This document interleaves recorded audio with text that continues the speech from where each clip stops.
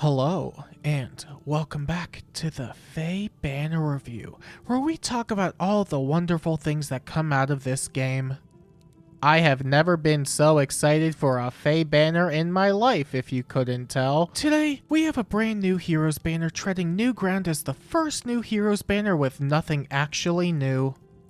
Well, except for the OC, but that's pushing it. And as per tradition, I will be using this coveted line graph that may or may not be a line graph at the end of the day to rank the brand new, sorta new banner, as well as the circle graph that may or may not be a circle at the end of the day alongside it. Today's rankings will be based on how much creativity the developers have left in them, and if you want nothing but awesome and creative content from the most self-proclaimed creative guy ever, then make sure to subscribe to the channel. Thank you, I'd really appreciate it. First up, there's Harmonic Ike and Roy, and I'm just gonna rip off the band-aid real quick. So, re-releasing Choose Your Legends units as harmonics.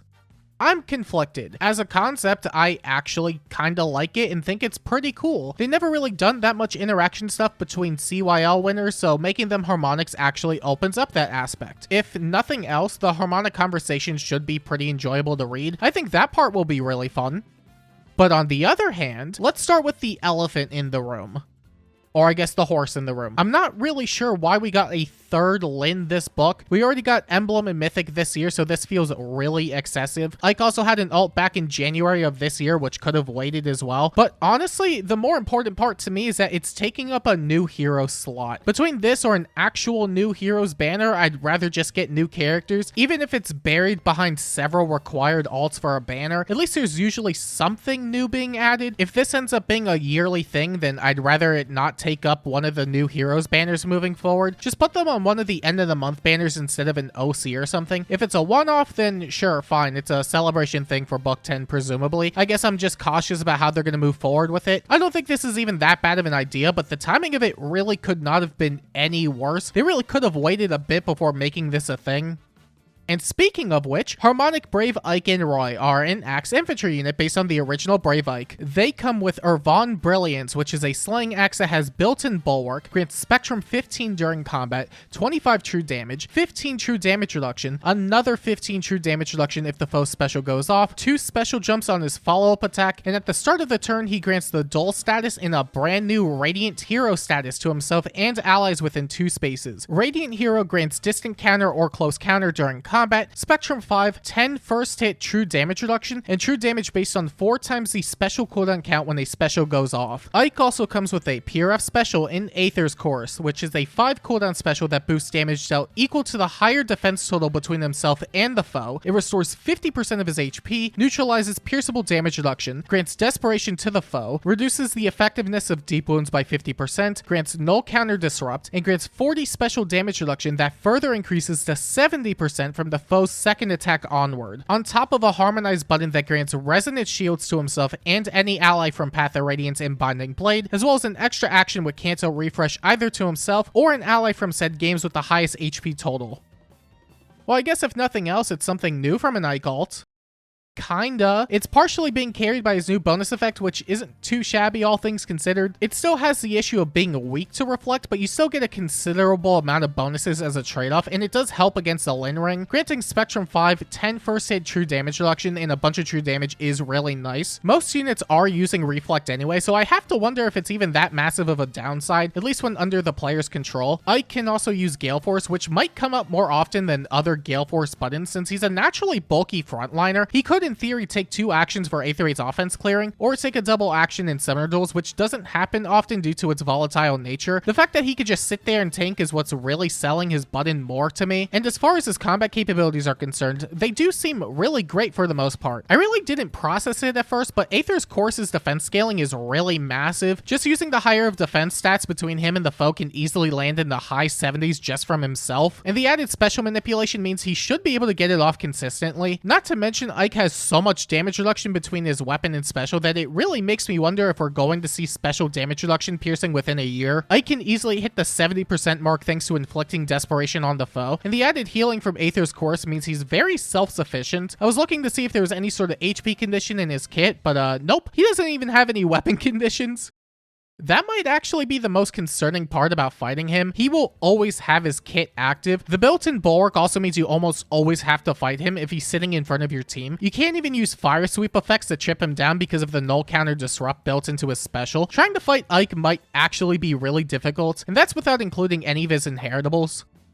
And speaking of which, they also come with a bunch of inheritable skills, including Warrior's Blow, which is just Duelist Blow, but for attack and defense, Brutal Tempest, and a brand new beast slot in Patience, which grants the foe advantage, inflicts -4 attack, defense, and res on the foe, follow-up denial, 20% defense-based true damage and true damage reduction. It restores 7 HP every time the unit lands an attack, and if the unit's speed stat is 30 or more, it grants potent follow 50% or 100% based on whether the unit can make a follow-up attack or has the Brave effect. This is both really funny and surprisingly good. So Patience really is them making Irvan into an inheritable beast slot, barring the desperation, but it's actually pretty good overall. The highlight of this skill is that it pairs really well with reflex support since it can guarantee your first attack having reflect built into it. The Vantage Infliction and the potent attack also means more units can use reflex. And yeah, blah blah blah, reflect good, not the unit, but this plays really well into the role, especially for the slower units that don't often make follow-up attacks. This means their damage output should be higher across both the player phase and the enemy phase. Before, people would just use Lagoose Friend, and it's still a nice option since you get special jumps at least. Maybe it won't be a complete replacement, but I think in most cases you'll probably want to use Patience on infantry builds. But unlike Lagoose Friend, Patience works across every range 1 unit. Johanna Lance users will probably like this the most since it's the easiest unit type to abuse it.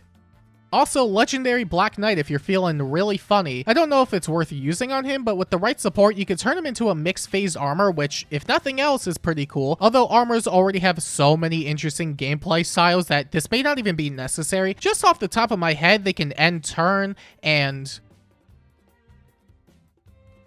other than that, that sure is Brave Ike and Roy. I joked about it earlier, but there's probably some truth in saying that this is the most unique Ike we've ever had. Even if he's just Brave Ike, but again, he's looking geared up to be an amazing initiator and frontliner thanks to everything in his kit, and I doubt he'll struggle with tanking at the very least. Ike just has way too much damage reduction in his kit to work with, so he shouldn't have anything to worry about. Barring the one skill that constantly beats his ults, but besides that, he's fine. He should at least make it to his first rerun, which is unfortunately the new bar we have to work with. Next, we have Harmonic Brave Lyn and Lucina, and they're a bow cavalry unit. Just like with Ike, it's basically a repeat release of their original Brave version, which is pretty neat. However, unlike Ike, Lyn is not even remotely reminiscent of her original ult. Granted, she didn't have a lot to work with anyway, but still, let's see. Harmonized Brave Lyn comes with Intrinsic Moligur, which is a slaying bow that grants 5 attack and speed, 7 true damage, null guard, and speed-based null follow-up to allies within 3 rows and columns of her. She gets Spectrum 15 during combat, 25 true damage, 15 true damage reduction, null guard, null follow-up, she gets 7 HP after combat, and she can use Intrinsic Moligur style. That style allows Lyn to attack from 3 spaces away, and it grants a weapon triangle advantage against any armored or cavalry foe, and inflicts a weapon triangle disadvantage against them so long as Savior doesn't trigger. Lyn also comes with a PRFA slot in Sakei's Decree, which grants Canto remaining minimum of 1. It has built-in Omnifeud, grants Spectrum 9 during combat, 7 true damage, 7 true damage reduction, potent follow 100%, and at the start of the player phase or enemy phase, she grants Empathy and 40% first hit damage reduction as a status to herself and allies within 2 spaces. On top of a harmonized button that grants Resonance Blades to herself and any ally from Blazing Blade and Awakening, as well as an extra action with Canto Refresh either to herself or any ally from said games with the highest HP total. This is like Summer Celica, except she seems usable on debut. The parallels are pretty easy to spot. Range Cav, 3-space style, can copy Gallop from Alphador. If nothing else, she's going to be really strong just because of all the tools Celica can already use. But on her own merits, Lyn still has Omnifeud, which is really amazing for removing any form of support like Miracle that's increasing by the day. You won't need any form of Fatal Smoke or Null Miracle as long as she doesn't directly initiate into the Miracle providers. Lyn also has Potent Follow 100%, so her damage output should be consistent as well. 3 full attacks is pretty nice to have. She could Gale Force with her button, which is incredible to have just for more actions. That can come up in something like Aether Raids for clearing out defenses or keeping up the hindrance. This is where having Canto remaining is going to shine more, because if she Gale Forces then initiates right next to a foe, she could just run away with more movement after. I still prefer Celica's Canto distance, but it's not all that bad here at least. And don't even get me started on her support. It's fine, I guess. It's useful, but kinda forgettable.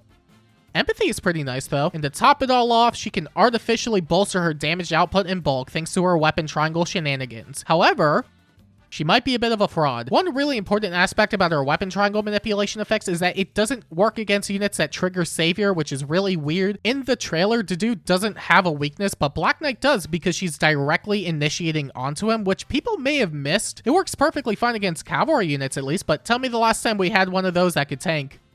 Actually, don't. I want to be correct here. Still, that part is niche regardless. I guess it would have been too much if it just worked against every armor, which is fair. Class-based weapon triangle stuff is really strong as is, although I have to wonder how often this will even come up against armors because of it. That said, Lyn still has a lot of damage reduction in her kit between Arc Rival, the true damage reduction in her weapon in A slot, and the 40% pierceable status on top of that, which will let her live things a lot. And with the Omni Feud she has built into her A slot, she shouldn't go down that easily in the player phase. Lyn seems like a really competent nuke that should be able to put in a lot of effort across most of the game, and as Lucina puts it, she puts in the work with her horse as if they were an extension of her. Do you think she knows, chat? They also come with a bunch of inheritable skills, including Arc Rival, Attack Speed Hone Assault, and a brand new, not really new, B slot in Execution Breath, which is just Conjuring Breath, but for defense targeting units, which is perfectly fine, because the other one was perfectly fine. Another source of Arc Rival is pretty nice, though.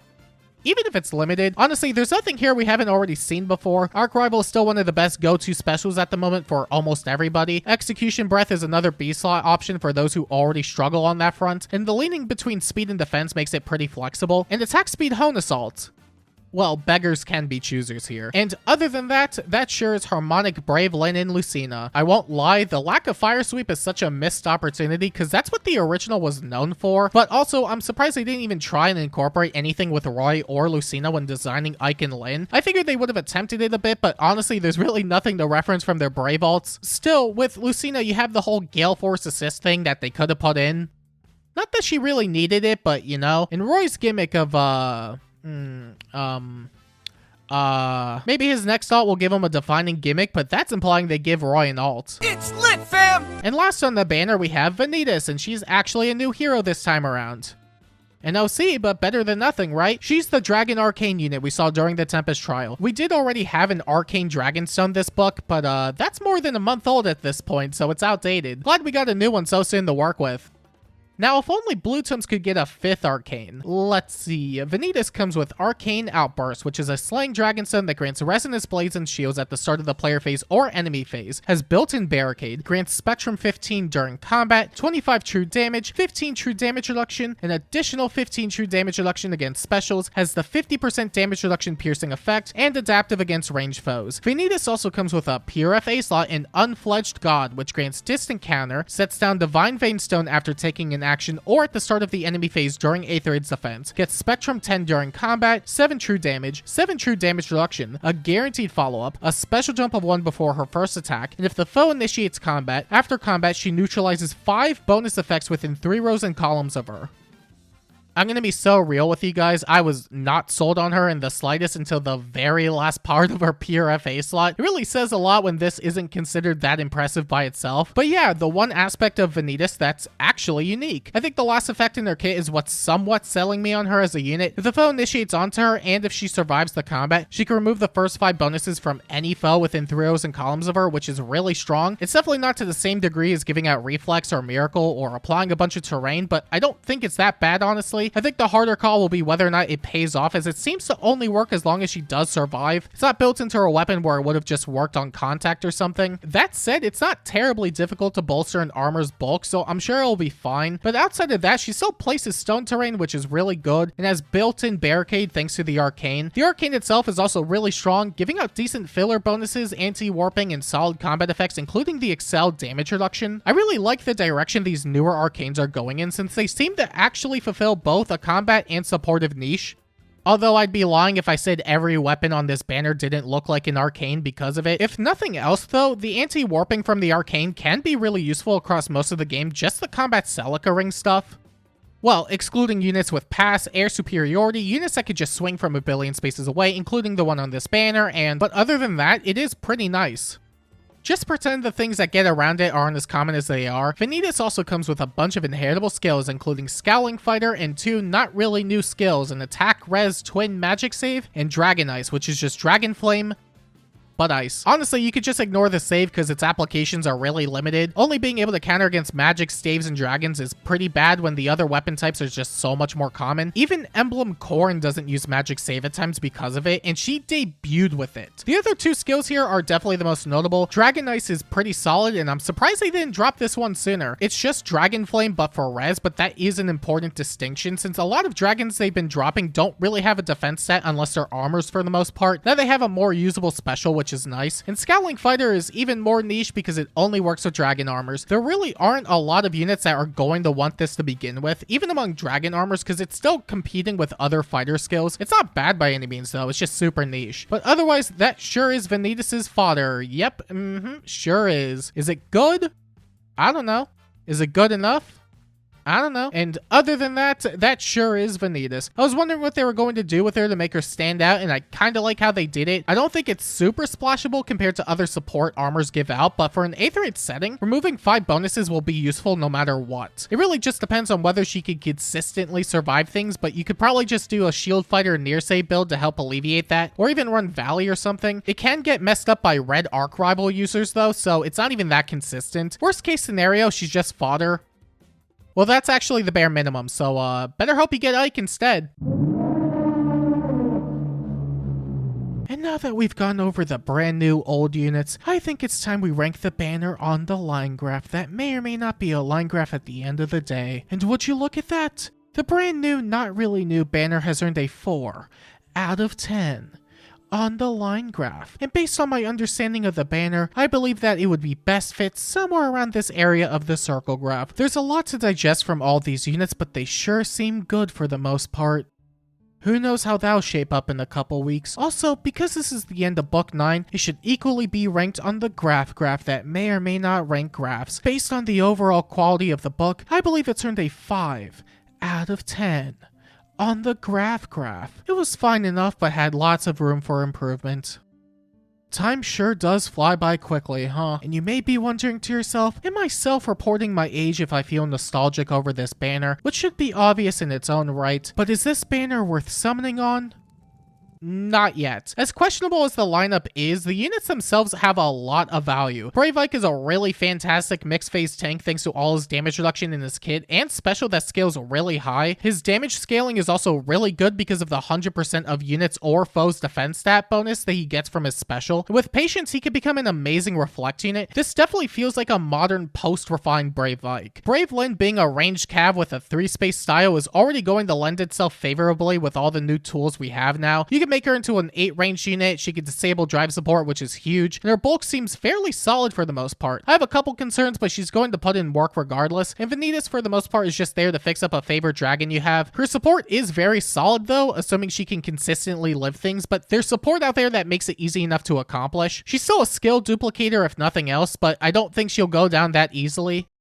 Hopefully. Feymath is complicated, please understand. Not to mention, it's a 3-unit banner with a double green focus with Ike and Venitas, which is amazing as far as pull rates go. The banner is really great overall. However, you might want to wait a bit first before summoning on it. We have an actual brand new Heroes banner a week after this banner, which tends to be really high value for the most part. Usually they throw in an offense mythic, which is really great for scoring purposes and merging, so I'd be on the lookout for the time being. Also, the Alphador and Valley banner is still active, which has a decent amount of stuff on there too if you didn't already pull. There really isn't much else besides those banners though. I think if you want to summon on the new banner, then it's worth doing so, but there might be a chance something else to your liking appears in a week. However, if you don't care about that, then just go into this banner TBH, 2BH, to be quite H. Happy holidays everyone. I'll see you guys in book 10. Dab, dab, dab, dab, dab, dab, dab, dab. Hashtag squad goals.